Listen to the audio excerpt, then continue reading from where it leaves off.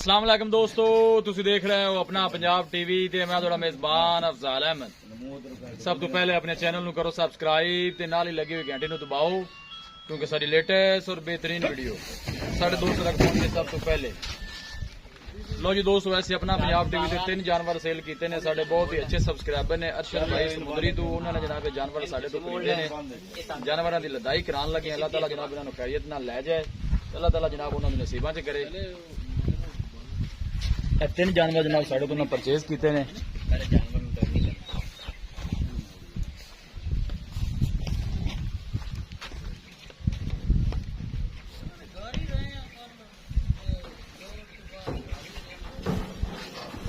चल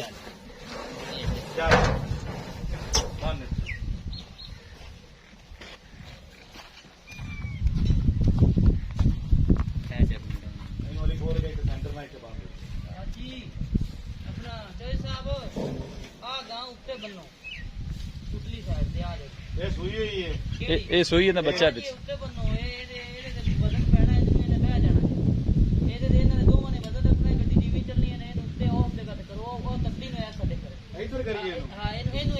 साइड को नीवी है।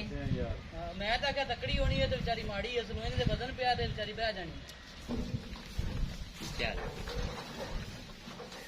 फड़ा दे अली मान यार कर बाहर निकल खुलियां नहीं कोई वो फोन ठीक हो गया ना। लो जी जनाब लदाई करा दी थी 3 जानवरों की जी।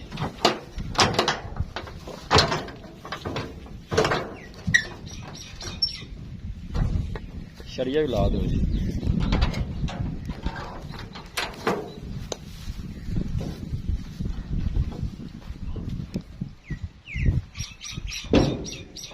जनाब गड्डी का नंबर है अरशद भाई ने जनाब समुद्री तू उन्होंने जनाब 3 जानवर साढ़े तो खरीदे ने 6.5 लाख रुपए के तीनों जानवर जनाब।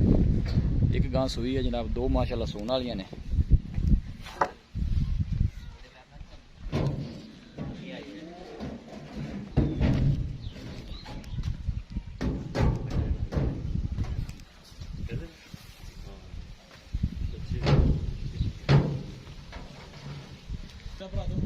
लो जी दोस्तों लदाई करा दी है।